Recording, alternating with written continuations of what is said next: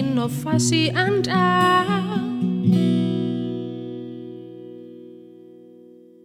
Setia, solusi empati, tegas inovasi Anda. Setia, solusi empati, tegas inovasi Anda. Setia.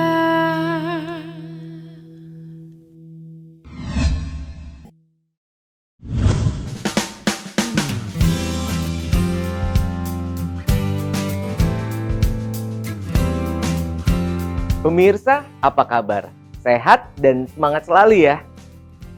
World Health Day atau Hari Kesehatan Sedunia dirayakan oleh masyarakat di dunia setiap tahunnya, yakni setiap tanggal 7 April. Tahun ini, World Health Day mengambil tema Our Planet, Our Health. Tema tersebut mengingatkan kita akan pentingnya kelestarian lingkungan yang berkelanjutan untuk masa depan kesehatan dunia. Lantas apa yang sudah pemirsa lakukan untuk mewujudkan lingkungan yang sehat dan menjaga kesehatan? Tentunya pemirsa sama nih dengan saya, yakni kita sudah mulai untuk menjaga kesehatan lingkungan dengan membawa wadah makan, lalu juga menghindari plastik-plastik ya pemirsa. Dan tentunya juga kita juga sering berbicara mengenai kesehatan dengan para pakar. Untuk itu, dalam semarak memperingati Hari Kesehatan Sedunia dan juga menambah asupan literasi kesehatan kita nih pemirsa, layanan Jakarta On TV hari ini akan berbincang bersama dengan seorang dokter spesialis kedokteran keluarga dan beliau juga merupakan diaspora Indonesia di Jerman, Dr. Pandora Namora Nababan. Halo Dr. Pandora, apa kabar dok?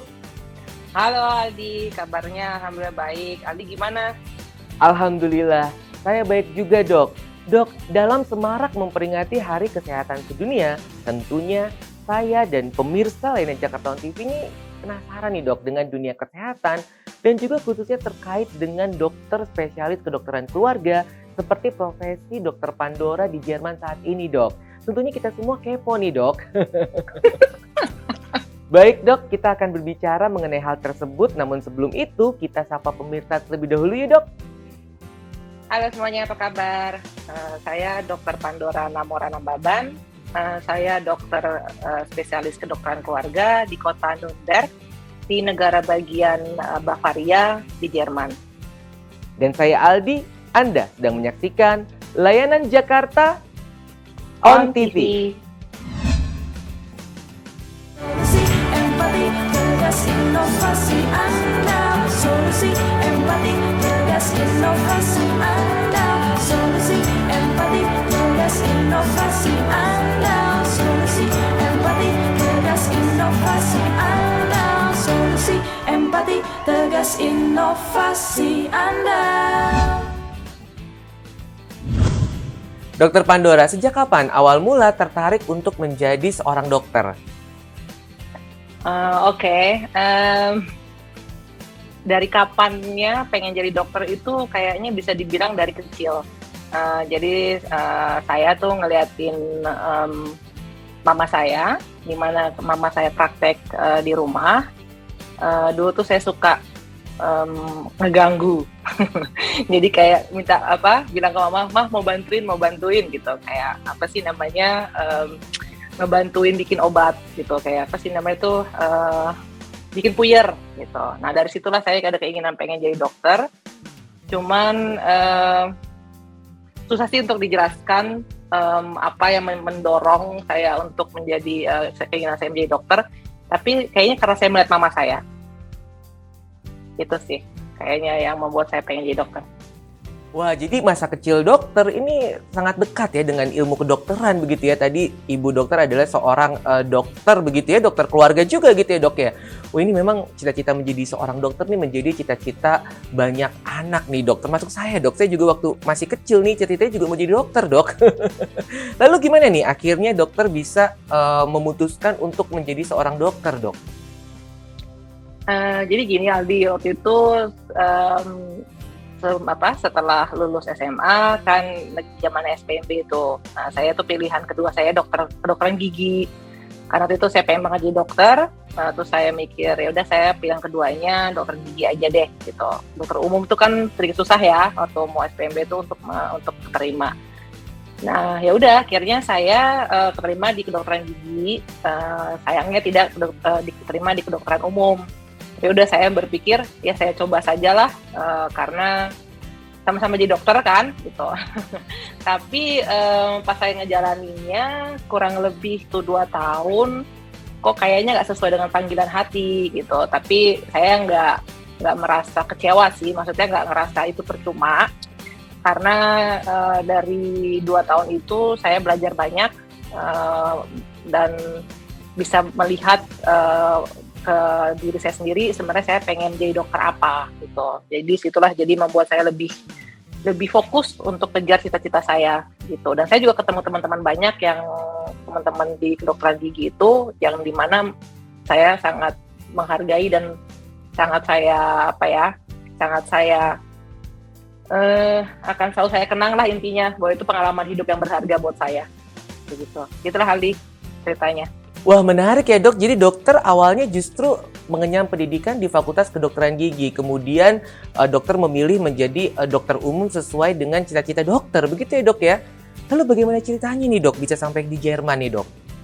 Jadi ya gini deh Aldi, waktu itu ketika saya udah 2 tahun di kedokteran gigi, itu saya mikir kan, saya pengen jadi dokter umum, saya mau ngejar cita-cita saya. Terus saya nanya papa saya, mama saya gitu kan, mereka mikir ya udah kalau kamu pengen jadi dokter umum, ya udah kita dukung gitu. Nah waktu itu saya berpikir mau kuliah di Indonesia, mau kuliah di universitas swasta karena yang negeri pokoknya udah lewat lah SPMB-nya gitu di swasta. Tapi saya melihat kan dulu biayanya besar ya gitu. Terus saya nyari-nyari. Nah, dulu tuh sempat di SMA saya tuh pernah ada, jadi dari BTA, dari bimbingan tes alumni, kakak-kakak alumni itu tuh memberikan kayak suatu pandangan untuk bisa kuliah di Jerman gitu. Waktu itu saya juga udah sempat untuk belajar bahasa Jerman, tapi karena saya terima SPB, ya udah saya lanjutin les bahasa Jermannya.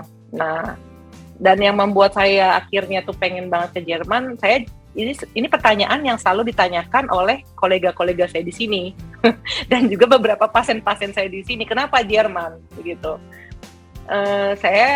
Tapi saya juga nggak bisa ngejelasin dengan kata-kata, itu kayak panggilan hati kali ya. Dan dulu tuh saya seneng banget namanya nonton film perang.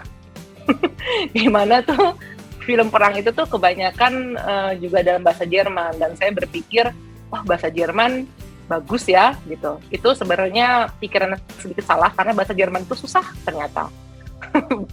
Gramatiknya susah banget, tapi alhamdulillah saya bisa juga di Jerman ini bisa jadi dokter. Dan ya akhirnya saya dan juga pilihan lain kenapa saya pengen ke Jerman karena biaya kuliahnya di Jerman itu dibandingkan dengan beberapa universitas lain di luar negeri itu sangat terjangkau dan kita juga bisa ketika kita menjalani masa perkuliahan itu kita juga bisa sambil bekerja gitu. Jadi itu sebenarnya akhirnya saya berpikir udah saya ke Jerman karena saya bisa membiayai diri saya sendiri juga ketika saya kuliah dan juga biayanya tidak sangat besar. Dan saya senang bahasa Jerman gitu. Saat ini suka juga sih. Gitu deh Aldi pokoknya. Menarik sekali Dokter Pandora. Setuju ya pemirsa? Dok, kita mau nostalgia sedikit nih dok terkait dengan pengalaman seru yang dokter alami ketika menempuh pendidikan sambil bekerja di Jerman dok. Tentunya saya dan pemirsa yang Jakarta On TV penasaran nih dok. Oke. Jadi gini Aldi, kalau berbicara nostalgia, banyak banget nostalgia yang bisa saya ceritain. Jadi kayaknya akan panjang lebar kalau saya ngeceritainnya itu dari awal sampai akhir. Tapi yang pasti itu ketika mulai kuliah itu nggak gampang karena masalah bahasa ya. bahasa Jerman seperti saya bilang tadi, walaupun saya suka tapi susah. Jadi dulu ingat banget yang namanya masa semester pertama, saya tuh nggak ngerti dokternya, profesornya ngomong apa. Jadi tuh saya benar-benar tuh harus bangun pagi dan harus benar-benar ngebaca buku textbooknya biar seenggaknya saya bisa mentranslate-nya gitulah lewat Google Translate atau lewat buku-buku yang bahasa Inggrisnya gitu. Karena bahasa orang Jerman tuh kalau ngomong cepet banget kan. Jadi ketika mendengarkan mereka ngomong itu buat saya tuh bukan hal yang gampang untuk mencerna apa yang mereka maksud. Itu awal pertama kali kuliah itu kesusahannya di situ, kesulitannya. Tapi untungnya, alhamdulillahnya teman-teman kuliah saya tuh mereka baik-baik gitu. Jadi ada orang Jerman juga, ada yang dari negara lain juga. Mereka saling membantu ya, sangat membantu dan juga memperbaiki bahasa Jerman saya. Dan hal lain yang membuat saya akhirnya bisa berbahasa Jerman lebih lancar dan saya bisa bertahan dan akhirnya lulus jadi dokter di Jerman itu karena saat saya kuliah itu saya juga bekerja. Jadi saya bekerjanya itu banyak. Awal-awal saya kerjanya bisa di messe. Messe tuh kayak apa ya? Pameran.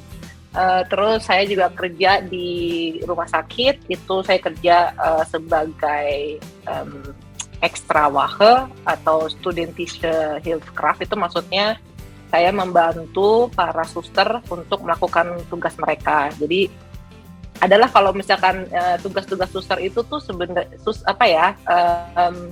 capek kerja mereka tuh kalau pagi mandiin pasien, terus begitu membersihkan kotorannya pasien. Nah itu juga saya lakukan dulu waktu saya kuliah. Terus sudah gitu saya juga menyajikan minuman buat pasien, saya ngambilin bekas-bekas makanan, bekas minuman. Jadi piring dan gelas-gelas kotornya saya ambilin, saya masukin ke disposer untuk mesin pencuci piring. Terus selain itu saya juga kerja sebagai mahasiswa yang bertugas kalau pagi-pagi itu ngambil darah pasien lah gitu. Jadi keliling-keliling ke bangsal, saya ngambil darah pasien. Itu saya lakukan dari mulai saya semester pertama sampai semester terakhir. Jadi di Jerman itu untuk masa perkuliahan itu sedikit beda. 2 tahun pertama itu namanya preklinik gitu, porklinik itu nanti kalau lulus dari preklinik ini baru masuk klinik gitu. Nah di klinik ini disitulah para mahasiswa itu udah dipersiapkan menjadi dokter gitu. Nah ujiannya tuh ujian negara 1 dan ujian negara 2 dan ujian negara 3. Itu waktu itu saya melewati tahap-tahap itu. Terus banyak sih suka dukanya, cuman saya bersyukur saya ketemu dengan teman-teman yang baik-baik, teman-teman yang baik dari Indonesia maupun dari Jerman maupun dari negara lain, di mana saya bisa bertahan di perkuliahan dengan bahasa Jerman yang tidak mudah ternyata. Begitu Aldi. Gitu deh. Kalau misalkan tadi pertanyaan juga yang bagaimana kehidupan saya sebagai dokter ya. Sebagai dokter di Jerman, abis saya selesai kuliah itu di sini kan program kedokterannya itu sedikit berbeda dengan di Indonesia. Di sini itu kalau sudah lulus dengan ujian negara kedua atau ketiga yang udah saya lewatin, saya bisa dibilang saya sudah dokter gitu. Tapi di Jerman ini setiap dokter yang baru lulus kuliah mereka tidak bisa membuka tempat praktek sendiri. Jadi kalau tempat praktek di Jerman ini itu hanya milik dokter-dokter spesialis. Jadi para dokter-dokter umum yang dimana kalau di Indonesia dibilang dokter umum itu kita itu semua harus kerja di rumah sakit atau di tempat praktek dokter spesialis di luar rumah sakit ini, di poliklinik atau di mungkin bisa dibilang kayak puskesmas, walaupun di Jerman ini tidak ada puskesmas lah ya. Itu kita harus bekerja di situ dan selama 5 tahun kita menjalankan masa pendidikan spesialisasi kita gitu. Disitulah jadi sedikit berbedanya nanti selama 5 tahun minimal 5 tahun Di situ nanti setelah kita lulus dari spesialis ini, barulah kita bisa dibilang kita sebagai dokter spesialis. Itu sedikit kompleks sih. Nanti mungkin akan ada segmen tersendiri bagaimana menceritakan kedokteran di Jerman itu kayak apa. Cuman suka dukanya sebagai dokter di Jerman mungkin sama kali ya dengan suka duka dokter-dokter di Indonesia juga. Banyak pasien-pasien yang bandel-bandel, terus banyak pasien yang yang susah ditanganin juga, kasus-kasus yang lumayan berat gitu. Tapi sebenarnya kalau kita menyenangi apa yang kita lakukan, semua ini bisa kita jalani dengan baik sih. Begitu, Aldi. Setuju, Dok. Tetap semangat terus ya, Dok. Okay. Lalu gimana nih aktivitas dokter saat ini, Dok? Apa saja yang dokter kerjakan di Jerman, Dok?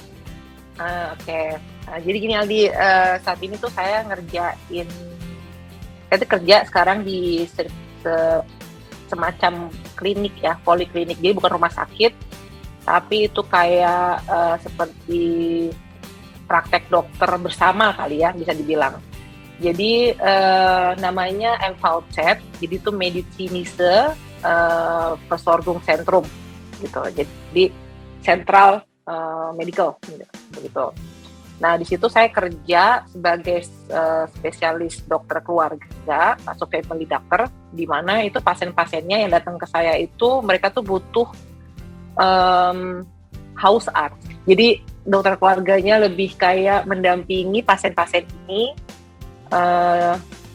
di kehidupan mereka. Jadi saya kehidupan saya tuh yang paling saya kerjakan saat ini tuh lebih selain saya menghandle atau memberikan terapi buat para pasien, saya juga sedikit atau kurang banyak, kalau kurang lebih saya juga harus tahu atau juga mengerti kehidupan sosial mereka gitu. Jadi yang datang ke saya itu bukan hanya pasien-pasien sakit batuk pilek saja, tapi banyak pasien-pasien juga yang misalkan mereka depresi atau mereka punya masalah dengan keluarga, atau mereka punya masalah dengan pekerjaan, atau ada misalkan mereka habis dari operasi, mereka harus setelah operasi ini mereka harus ditindaklanjuti gitu. Jadi ruang lingkup atau lingkup kerja saya itu sebenarnya luas gitu. Jadi intinya saya ini seperti kayak pintu pertama buat pasien-pasien ini sebelum mereka bisa datang ke dokter-dokter spesialis lainnya. Jadi saya yang akan akan mengatur gitu, yang mensortir kemana pasien ini akan saya kirim gitu. Kerjaan saya tiap hari adalah kadang-kadang kalau saat ini saat masa pandemi ini saya banyak teleponat, jadi saya banyak telepon dengan pasien karena kebanyakan mereka misalkan mereka positif dari corona, mereka tidak diperbolehkan untuk datang ke praksis kan, jadinya kita lebih seringnya berbicara lewat telepon. Terus kadang ada juga namanya appointment buat infeksi. Jadi kalau pasien-pasien yang ada infeksinya, misalnya batuk, pilek, dan atau yang lain, misalkan sakit perut, segala macam akan taruh di infeksi itu. Terus ada juga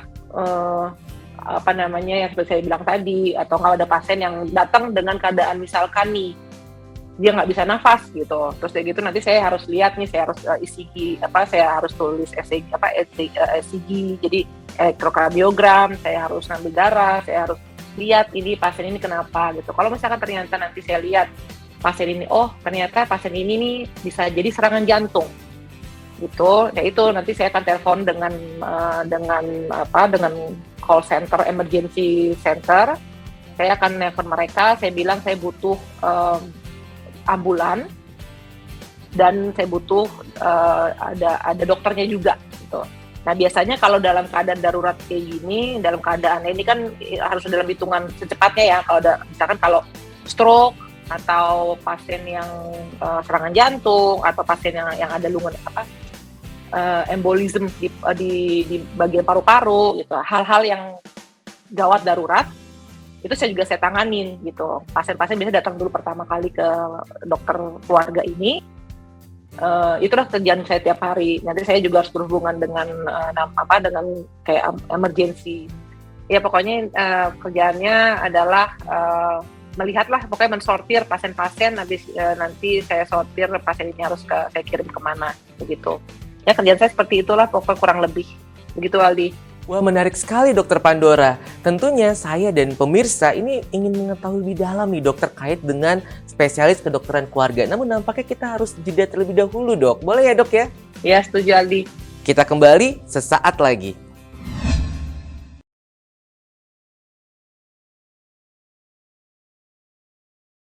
Pemirsa, masih di layanan Jakarta On TV episode spesial memperingati Hari Kesehatan Sedunia.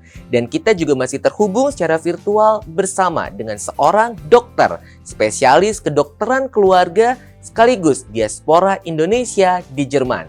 Dr. Pandora Namora Nababan. Dr. Pandora, kita lanjut lagi nih dok. Dok, tadi kita sempat berbicara mengenai spesialis kedokteran keluarga, yaitu profesi yang saat ini sedang dokter jalani di Jerman. Lalu apa saja nih dok, ruang lingkup dari dokter spesialis kedokteran keluarga tersebut dok? Oke. Jadi gini, dokter keluarga itu ruang lingkupnya tuh sebenarnya melihat pasien secara keseluruhan gitu ya. Jadi bukan hanya penyakitnya saja, tapi bagaimana sosialnya mereka, keluarga mereka, background mereka. Gitu. Dan dokter keluarga ini adalah seorang atau dokter yang mendampingi pasien ini semasa hidupnya, bisa dibilang. Kayak kontak person lah, kayak kontak person dokter ini, jadi kayak kontak personnya pasien ini gitu. Kalau pasien ini mau ke dokter spesialis, nanti kan dokter spesialis ini tuh akan memberikan kayak surat hasil pemeriksaan. Nanti semua datangnya ke dokter keluarga gitu. Kalau pasien ini ke rumah sakit, mungkin saya ngejelasinnya lebih gampang aja ya.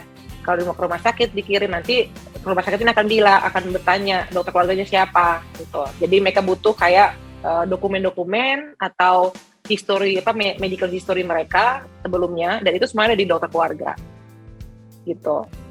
Jadi dan juga dokter keluarga ini lebih mensortir juga pasien-pasien ini akan ke dokter spesialisnya kemana aja, kita pakai ke dokter spesialis kandungan gitu, atau dokter spesialis syaraf, dokter spesialis tulang, segala macam itu. Nanti dokter keluarga ini akan berpikir gitu untuk melihat pasien ini dengan gejala ini, dengan keluhan ini, oke, saya kirim kemana nih. Tapi bukan berarti dokter keluarga ini hanya bisa mengirim pasien ini ke dokter spesialis saja. Dokter keluarga ini mereka juga punya kemampuan di mana memberikan penanganan pertama. Karena mereka juga spesialis kan. Jadi misalkan kalau ada pasien depresi gitu, untuk mendapatkan appointment di psikiater itu bisa jadi 2 bulan lagi. Nah, dokter keluarga inilah yang akan mendampingi pasien ini untuk stabil. Kita bisa juga memberikan obat-obatan buat mereka, dan kita juga bisa memberikan kayak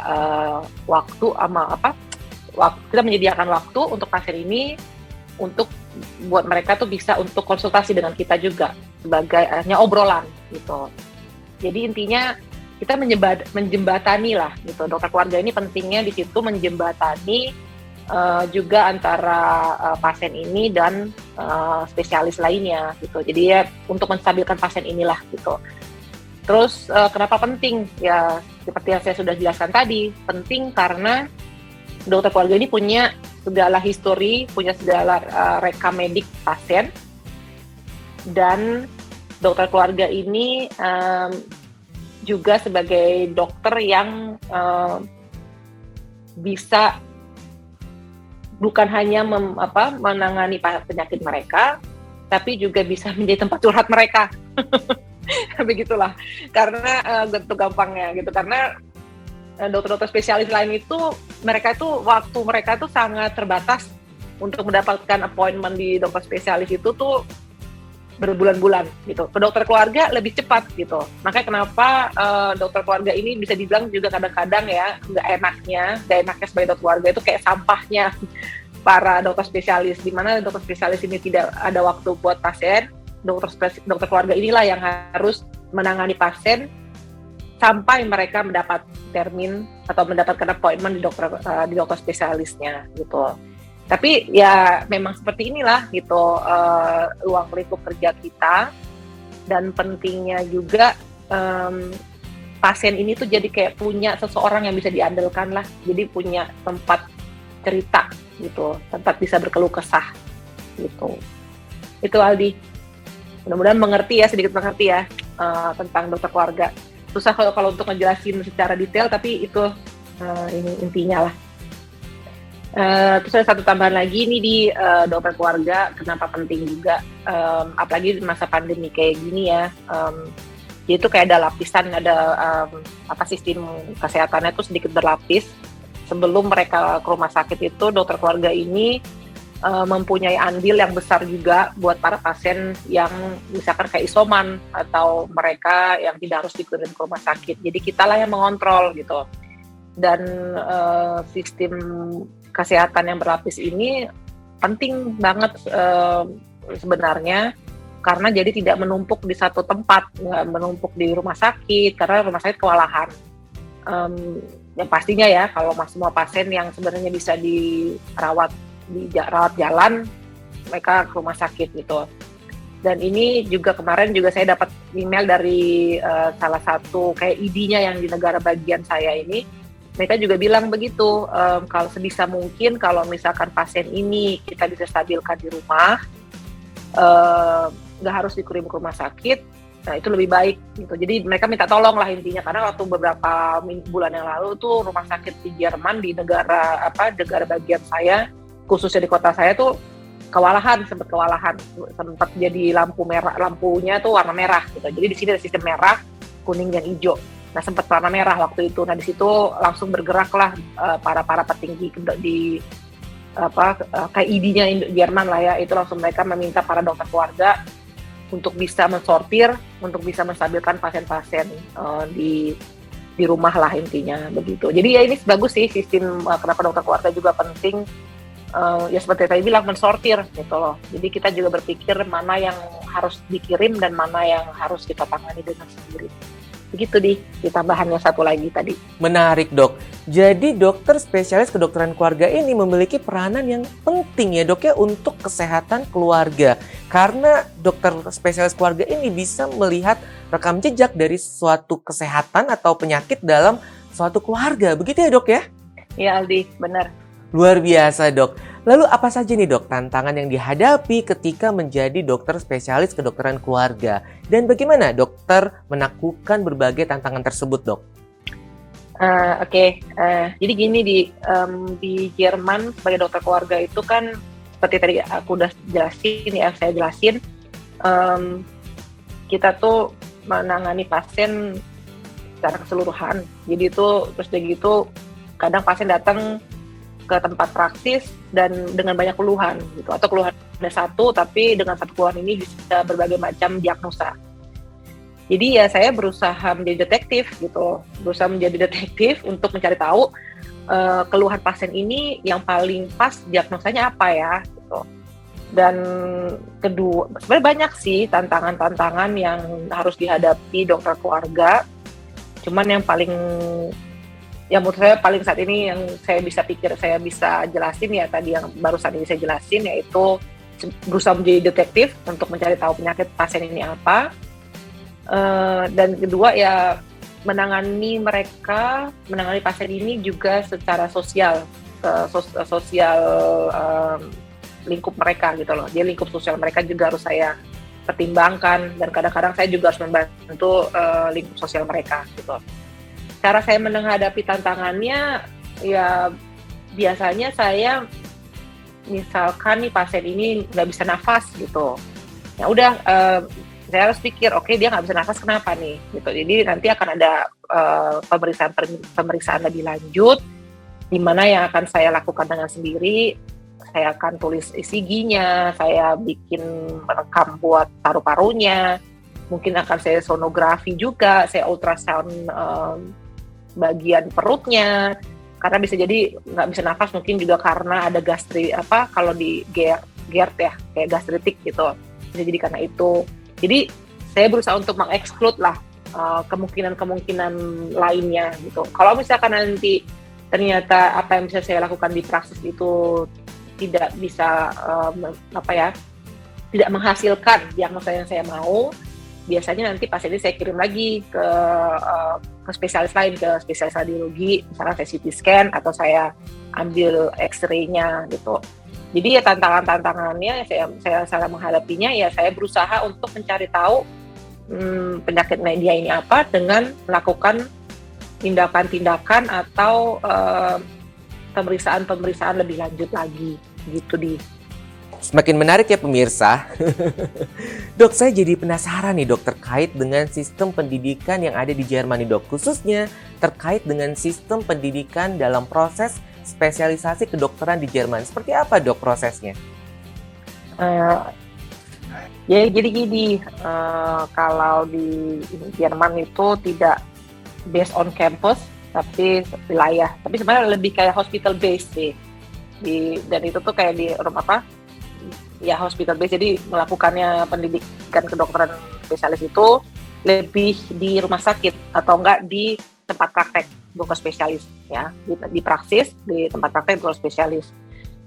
Jadi minimal itu 5 tahun, apapun spesialisnya, mau spesialis syaraf, mau spesialis penyakit dalam, mau spesialis THT, psikiatri, itu 5 tahun minimal.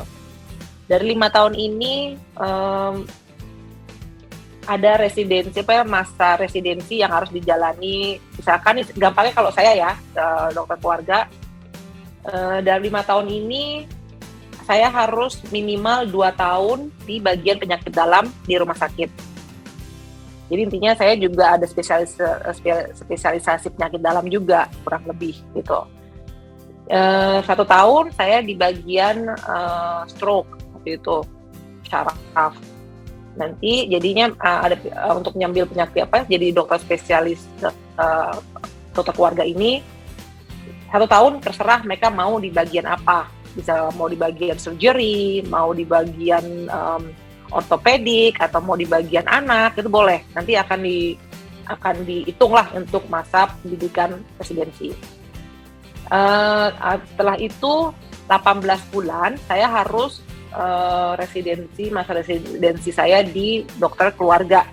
Jadi intinya di praksis atau di tempat praktek dokter keluarga ini. 6 bulan terakhir saya melakukan waktu itu di tempat praktek ortopedi gitu. Nah ini nanti kayak negara wilayah, maksudnya ID-nya negara bagian Bavaria, nanti mereka hitung nih 60 bulan gitu. Ini dokter ini dia menjalankan masa spesialisasinya 60 bulan, sesuai nggak dengan apa yang kita harapkan atau kita haruskan gitu. Nah intinya seperti itu. Jadi ini terserah mau di mana. Yang penting rumah sakit itu atau rumah sakit tersebut atau tempat praktek tersebut itu mempunyai izin untuk mendidik residen-residen tersebut begitu. Nah jadi itu sih yang sedikit berbeda bagaimana ngejalanin residensi di Jerman. Nanti setelah 5 tahun ini selesai, mungkin ini 5 tahun ini bukan berarti harus 5 tahun ya, bisa kadang-kadang bisa 6 tahun, bisa 7 tahun. Kadang-kadang di antara banyak dokter yang masa pendidikan residensi ini mereka misalkan punya anak, akhirnya mereka break dulu gitu. Bisa, jadi di Jerman tidak ada waktu yang diharuskan, maksudnya bagaimana ya, sedikit fleksibel lah begitu. Nah nanti setelah selesai, setelah semua yang diharuskan dijalani para residen-residen ini waktunya udah terpenuhi, nanti kita akan mengajukan ke mengajukan kayak ke ID-nya di Jerman, di negara bagian Bavaria ini, karena saya tinggal di Bavaria, untuk bisa ikut ujian spesialis, jadi untuk board exam gitu, board exam, dan itu saya ajukan ketika saya udah selesai 60 bulan ini ke masa pendidikan residensi. Nah setelah nanti ujiannya itu lebih ujiannya lisan. Jadi nanti ada 3 dokter dan mereka nanti kasus-kasus lah intinya gitu. Nanti mereka akan memberikan pertanyaan, nanti saya jawab gitu. Yaitu 30 sampai 45 menit kurang lebih ujiannya. Ya kira-kira seperti itulah jadinya. Begitu Aldi untuk ujian masa pendidikan spesialis di Jerman tuh seperti itu. Jadi lebih kayak ke hospital base. Dan ini boleh kemana-mana aja loh. Jadi tidak hanya sesuai dengan di negara bagian ini terus. Jadi nanti misalkan bisa juga orang ini mau di 2 tahun di negara bagian lain, itu boleh juga. Nanti akan dihitung waktunya at the end gitu. Baik dok, jadi di sana menerapkan hospital base, begitu ya dok? Ya setuju Aldi. Wah, ketika tadi dokter menceritakan bagaimana proses pendidikan yang dokter tempuh, nampaknya begitu berat ya dok ya. Nampaknya waktu dokter tersita nih untuk belajar, seperti itu ya dok ya. Lalu bagaimana nih dokter membagi waktunya dok? Sebenarnya dia kerjaannya nggak padat-padat amat sih. Apalagi kalau kerjanya di tempat praktek ya. Kalau di rumah sakit itu beda lagi ceritanya ya, karena itu akan banyak lembur-lembur. Nah kalau di tempat praktek sih ya padat-padat, tapi di Jerman ini tuh mereka punya sistem yang sangat ketat untuk waktu kerja. Jadi kalau orang tuh kerja bukan paruh waktu, jadi kerjanya total dalam seminggu itu hanya boleh 40 jam. 40 jam dibagi 5. Jadi 8 jam per hari. Kalau saya saat ini, saya hanya kerja 35 jam. Jadi saya kerja hanya dari Selasa sampai hari Jumat. Hari Senin saya libur. Gitu. Nah, jadi ini ya saya membagi waktu saya untuk bisa hobi, bisa jalan-jalan, bisa sedikit istirahat itu ya seperti ini. Tapi mungkin di dokter lain tidak bisa seperti saya gitu, tidak ada kesempatan untuk kerja lebih dikit. Tapi sebenarnya banyaknya dokter-dokter di Jerman itu juga mereka, apalagi kalau yang udah punya keluarga ya, jadi biasanya mereka hanya kerja 30 jam per minggu gitu. Membagi waktunya ya, kalau misalkan saya kerja, ya itu saya fokus kerja aja gitu. Nanti setelah saya pulang ke rumah, ya udah saya tidak akan berpikir lagi tentang pasien saya. Ada beberapa kalau kasusnya sangat berat, saya mungkin akan mikir lagi di rumah. Saya cari-cari lagi, saya baca lagi di rumah. Tapi biasanya saya kalau udah nyampe rumah itu biasanya saya makan, terus saya mungkin melakukan hobi-hobi saya yang lain. Kayak yang paling saya membantu saya saat ini tuh untuk membuat saya sedikit rileks itu ketika saya main piano. Saya nggak jago main piano ya, tapi hanya ya lumayan lah ngikutin YouTube gitu. Itu membuat saya rileks. Jadi itu juga sangat membantu sih untuk bikin saya tuh nggak terlalu stres jadinya. Ngadapin pasien-pasien atau nggak melakukan pekerjaan saya saat inilah gitu. Terus kalau biasanya hobi-hobi saya, ngebagi hobi saya tuh, saya juga kalau lagi weekend itu biasanya saya jalan keluar, saya naik sepeda keluar kalau cuacanya bagus ya gitu. Terus atau enggak saya jalan-jalan aja di taman, jalan kaki ya 30 menit cukup lah untuk sedikit olahraga gitu. Terus biasanya saya juga suka melukis gitu. Tapi lukisan saya ini juga melalui YouTube. Jadi apapun melalui YouTube. Tapi lumayan sih. Jadinya saya membagi waktu aja. Kalau traveling ya di Jerman kan dikasih liburnya itu kan 6 minggu. Ya, jadi 6 minggu 30 hari dalam setahun itu waktu liburnya gitu. Jadinya ya saya atur lah waktu libur itu di mana saya bisa melakukan hobi-hobi saya, atau nggak mungkin saya bisa traveling, atau nggak kalau saya bisa pulang ke Indonesia gitu. Ya jadi seperti itulah Aldi. Waktu kerjanya pokoknya paling penting di Jerman ini 40 jam dalam seminggu itu maksimal. Kalau di rumah sakit akan ada lembur-lembur, itu wajar. Di praksis juga ada, di tempat praktek kadang-kadang saya juga lembur. Tapi biasanya nanti dihitung. Jadi nanti kalau misalkan kelebihan berapa jam dalam per bulan, itu bisa kita ambil either jadi waktu libur, jadi kita ngambil 1 hari libur, atau bisa jadi itu kayak gaji gitu, dia tambahan gaji gitu. Ya kurang lebih begitulah. Oh, jadi sama saja ya dok ya, dimanapun kita bekerja, yang terpenting dan terutama adalah menunaikan tanggung jawab kita dan harus segera diselesaikan. Begitu ya dok? Ya, setuju Aldi. Dokter, tentunya hari ini pemirsa lainnya Jakarta On TV ini juga ada nih dok yang bercita-cita untuk melanjutkan pendidikan ke luar negeri, khususnya ke Jerman. Lalu di kesempatan berbahagia ini, tips dan trik apa nih yang bisa dokter bagikan kepada pemirsa lainnya Jakarta On TV bagi mereka yang ingin melanjutkan pendidikannya di luar negeri, khususnya di Jerman? Silakan dokter Pandora. Tips-tips ya dia. Jadi sebenarnya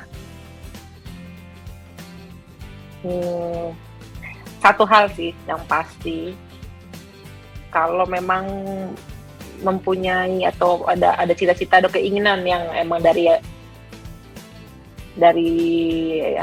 gimana ya, itu udah keinginan yang sangat mendasar, udah benar-benar ingin banget gitu. Jadi kita tuh tipsnya adalah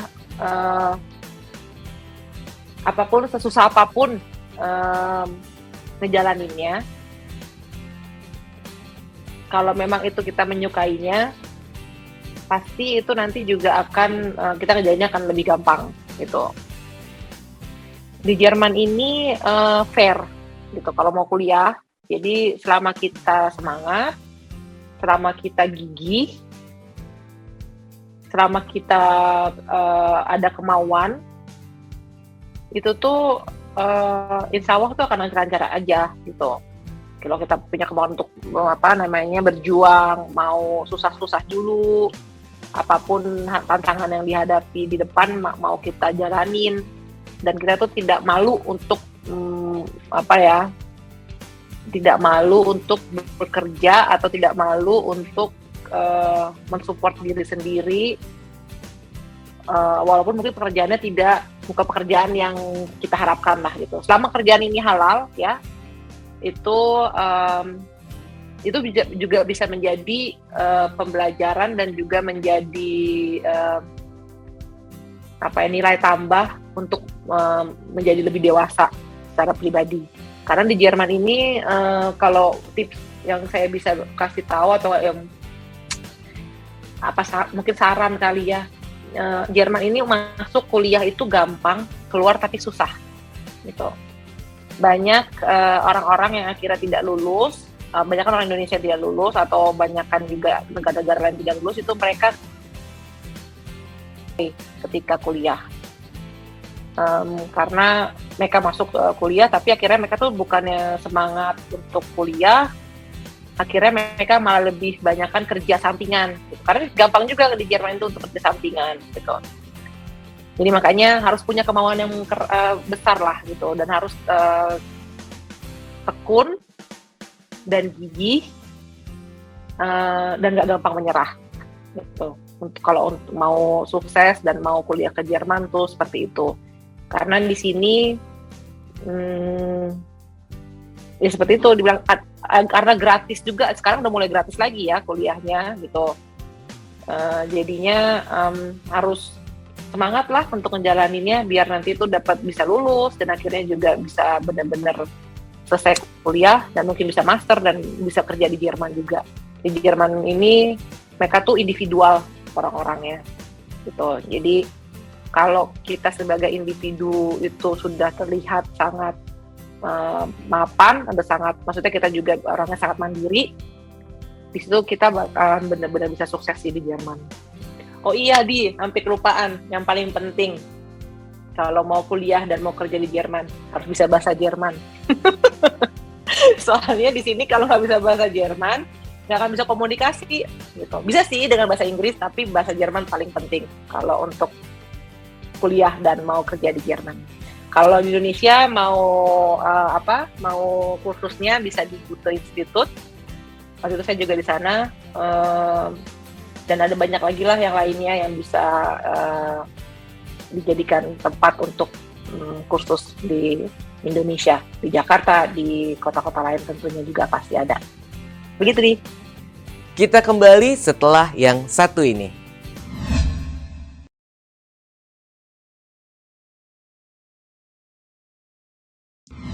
Pemirsa, masih di layanan Jakarta On TV episode spesial memperingati Hari Kesehatan Sedunia. Dan kita juga masih terhubung secara virtual bersama dengan seorang dokter spesialis kedokteran keluarga sekaligus diaspora Indonesia di Jerman, Dr. Pandora Namora Nababan. Dokter Pandora, kita lanjut lagi nih dok. Dok, di segmen ini saya ingin bertanya tentang hal yang lain lagi nih dok, yakni terkait dengan penyelenggaraan pelayanan publik yang ada di Jerman. Karena tentunya saya dan pemirsa ini sangat penasaran nih dok. Bagaimana nih proses perizinan terkait dengan dunia kedokteran di Jerman dok, khususnya mengurus surat izin praktek dokter. Seperti apa dok di sana dok? Oke, Ali. Surat izin pengurusan pengizinan dokter di Jerman sebenarnya gampang banget sih di sini. Jadi kalau kita udah punya namanya approbation itu adalah surat kelulusan dokter. Udah itu aja sebenarnya yang dijadikan surat izin untuk bisa praktek. Dan nanti kalau udah spesialis ada lagi namanya Anerkennung, itu jadinya adalah dokter spesialis, surat sebagai dokter spesialis. Dan hanya itu aja yang dijadikan perizinan seorang dokter untuk bisa kerja. Karena nanti kan kita kerjanya juga sedikit berbeda kalau misalnya kita kerja di rumah sakit atau di tempat praksis di mana kita yang bukan pemiliknya ya. Jadi hanya butuh dua hal ini saja, surat lulusan kedokteran dan surat kelulusan sebagai dokter spesialis gitu. Beda lagi kalau misalkan nanti saya pengen punya tempat praktek sendiri gitu. Nah ini sedikit ada regulasinya, yaitu di mana saya harus mendaftarkan diri saya untuk mendapatkan surat nomor dokter, namanya Arts Register atau Arts Number. Jadi itu saya harus mengajukan aplikasi ke namanya KV, itu Kassenärztliche Vereinigung, itu gimana? Jadi kayak salah satu departemen yang mengurusi para dokter ini untuk mempunyai izin untuk punya tempat praktek sendiri gitu. Ini juga nggak tahu rumit, jadi kita hanya memberikan surat kelulusan kedokteran, surat kelulusan kedokteran sebagai spesialis. Ya spesialis itu penting karena untuk mempunyai izin mempunyai tempat praktek sendiri itu harus spesialis gitu. Nah kita hanya bisa mendaftar dulu. Nanti kalau mau punya tempat prakteknya itu kita nggak bisa buka sendiri. Kita harus mengambil tempat praktek orang lain, dokter lain yang sudah mau pensiun gitu. Jadinya itu yang berbeda. Jadi kita nggak bisa sembarangan mau buka praktek di gedung ini, nggak bisa karena itu udah ada aturan-aturan dari si KV ini di departemen yang mengurusi para dokter-dokter untuk mempunyai tempat prakteknya gitu. Nah sebenarnya sih nggak terlalu sulit ya, pokoknya yang penting adalah surat-surat dokumen-dokumen yang mereka minta itu ada gitu. Oh ada satu lagi yang harus dibikin, yang harus kita punya untuk daftar mempunyai nomor dokter itu. Kita harus mengajukan aplikasi dulu ke kota, di mana di situ jadi ke ke Departemen Justice, jadi ke departemen hukum ya, hukum dan ketahanan, di mana nanti mereka melihat rekod-rekod orang ini, apakah orang ini itu punya rekod kejahatan apa tidak, gitu. Ya itu sih, itu yang saat ini lagi saya lakukan juga gitu, karena saya mau mempunyai nomor dokter ini, makanya saya baru aja selesai untuk melakukan prosesnya. Cepat, tapi yang penting dokumennya lengkap, itu aja sih. Oh ya Aldi, saya juga ada dengar dari teman saya dokter di Jakarta, dan dia juga sempat ngasih lihat IG layanan Jakarta. Katanya saat ini untuk mengurus izin praktek dokter itu gampang dan mudah ya di Jakarta. Katanya bisa lewat Ajib, keren banget tuh. Bisa jelasin nggak? Itu gimana sih? Benar sekali Dokter Pandora, di Jakarta saat ini mengurus perizinan sudah sangat mudah dok. Terlebih jika diurus secara mandiri atau tanpa menggunakan pihak ketiga. Karena di Jakarta, urus izin sendiri itu mudah. Setuju ya pemirsa?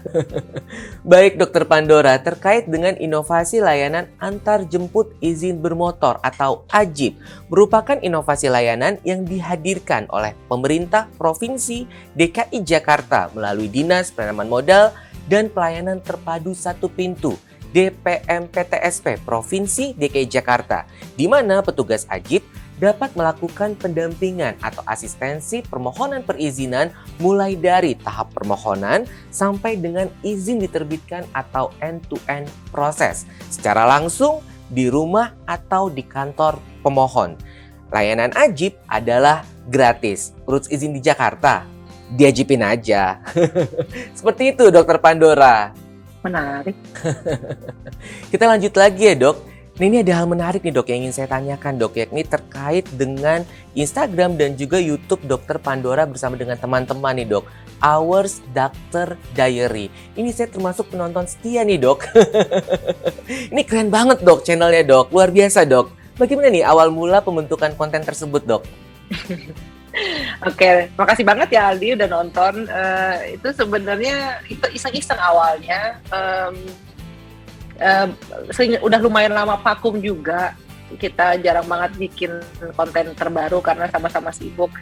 Awal sih ya seperti saya bilang cuma iseng, tapi kita ada keinginan sih untuk bikin kayak konten yang mengedukasi, sharing informasi, dan juga pembelajaran buat orang-orang yang mau atau enggak adik-adik yang di Indonesia yang pengen kuliah kedokteran di Jerman, itu mungkin mereka juga bisa nyari informasi di situ, atau enggak hanya dengar kita ngobrol aja sih masa-masa kita di kuliah di Jerman tuh kayak gimana.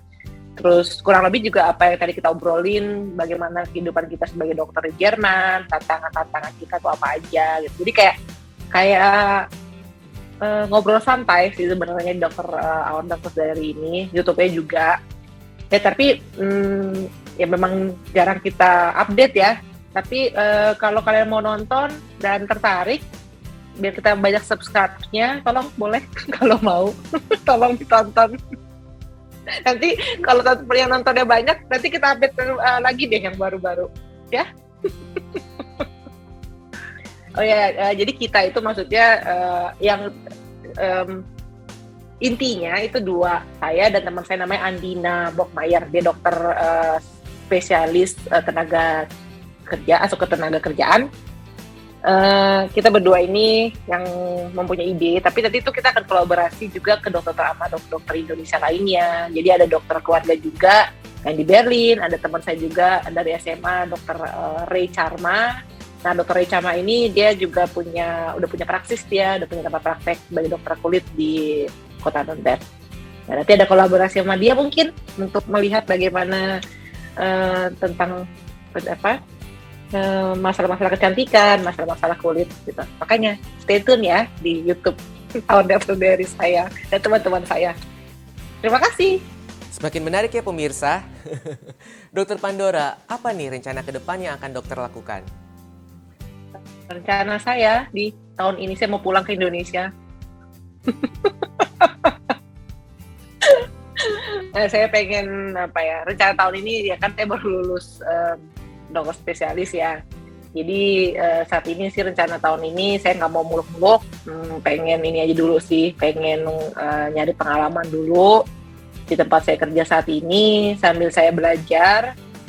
Terus nanti saya lihat ke depannya apakah saya akan berani untuk ngebuka tempat praktek sendiri atau saya pulang ke Indonesia. Kita lihat saja, itu belum saya pikirkan terlalu jauh. Tapi yang penting saat ini tahun ini saya pengen nyari pengalaman terlebih dahulu lah. Gitu. Begitu Di. Baik, Dokter Pandora. Nampaknya kita sudah sampai di penghujung acara nih, Dok. Namun sebelum mengakhiri, pesan atau semangat apa yang ingin dokter sampaikan kepada warga Nusantara, pemirsa layanan Jakarta On TV, khususnya terkait dengan bidang kesehatan dan juga bagaimana kita bisa bangkit dalam menghadapi pandemi COVID-19 ini, Dok. Silakan, Dokter Pandora. Oke, Aldi. Tema ini memang tema yang sangat berat ya, maksudnya sangat tidak mudah untuk dibicarakan. Pesan-pesan saya untuk para kita tuh berjuang sama-sama lah gitu. Maksudnya di Jerman pun di sini masih banyak juga kok kasus-kasus yang terjadi. Masih banyak juga beberapa pembatasan yang harus dilakukan. Kita juga masih kita harus selalu memakai masker juga FFP N95. Tapi di sini kita juga vaksinnya berjalan, tapi ada juga orang-orang yang tidak mau vaksin, itu juga ada di Jerman ini gitu. Jadi buat para pemirsa On TV dan juga yang di Indonesia terutama tetap ketatkan pembatasan-pembatasnya, jangan lengah, tetap jaga kesehatan. Terus kalau sebisa mungkin kalau tidak perlu tidak harus ke tempat keramaian. Tetap semangat aja juga ngejalanin masa-masa pandemi ini, dan juga buat para rekan-rekan dokter atau para tenaga kesehatan di Indonesia yang saya tahu pasti banyak tantangan dan pasti berat juga untuk ngejalanin pekerjaan kalian sebagai tenaga medis di Jakarta atau di Indonesia dengan segala macam keterbatasan dan juga banyaknya masyarakat di Indonesia. Saya hanya pengen bilang tetap semangat dan juga terima kasih banget untuk para rekan sejawat yang tetap semangat dan tetap melakukan tugasnya dengan baik. Dan pasti saya tahu bagaimana capeknya kalian juga untuk bisa tetap merawat para pasien-pasien. Dan pasien-pasiennya kan juga bukan pasien-pasien COVID-19 saja ya, pasti ada pasien-pasien lainnya. Memang tidak mudah, tapi kalau kita ngejalanin ini dengan saling gotong royong dan saling mengulurkan tangan, di mana kita bisa memberikan bantuan, semua itu insya Allah akan lebih mudah. Dan juga kalau para masyarakatnya juga bisa menjalankan peraturan-peraturan dengan baik. Ya, kita sama-sama ini aja lah, sama-sama berpikir bahwa apapun yang peraturan-peraturan yang diberikan itu untuk kebaikan bersama gitu. Memang tidak enak, ada keterbatasan, itu juga saya rasakan di sini. Tapi masyarakat di sini lebih banyak yang menuruti dibanding masyarakat yang tidak menuruti peraturan-peraturan, dan tetap ada kasus-kasus naik, tapi sedikit berkurang kasus-kasus yang ada di rumah sakit, dan kasus-kasus kematian juga berkurang karena bertambahnya vaksinasi. Jadi vaksin, dan kalau ada kesempatan untuk booster, tetap jaga kesehatan, dan tetap semangat, dan pokoknya ini masalah atau enggak ini virus ini atau pandemi ini bisa diselesaikan kalau kita bekerja sama satu sama lain. Gitu. Pokoknya tetap semangat ya. Dari sini, dari Jerman saya berikan memberikan doa, dan kita sama-sama kerja bareng. Gitu aja. Siap, Dokter Pandora. Pandemi akan berakhir kalau kita bisa bekerja sama. Baik, terima kasih Dokter Pandora atas obrolan hangat dan waktu yang telah diberikan. Sehat dan semangat selalu ya, Dok. Sama-sama Aldi, terima kasih juga ya udah diajak untuk ngobrol di layanan Jakarta On TV. Terima kasih udah mengundang saya, dan sehat-sehat juga ya Aldi ya. Selamat Hari Kesehatan Sedunia, Our Planet, Our Health. Sampai bertemu di episode selanjutnya. Salam setia melayani Jakarta. Tatap matamu bagai busur panah, kau lepaskan ke jantung hatiku. Meski kau simpan cintamu masih tetap nafasmu wangi hiasi suasana. Saat ku kecup manis bibirmu, cintaku tak harus miliki dirimu. Meski paling mengiris segala janji.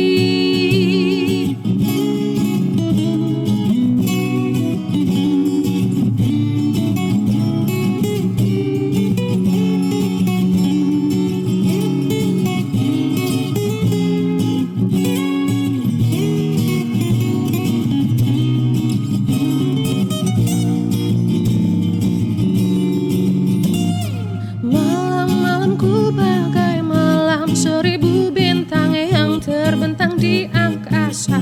Bila kau di sini untuk sekedar menemani, untuk melintasi wangi yang selalu tersaji di satu sisi hati. Cintaku tak harus miliki dirimu, meski paling mengiris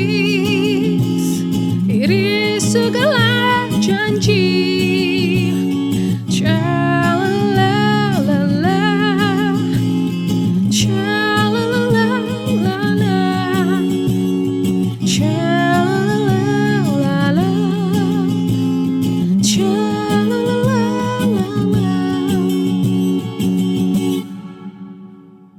Perlu mengurus izin? Di Jakarta, urus izin sendiri itu mudah. Urus izin sendiri mudah.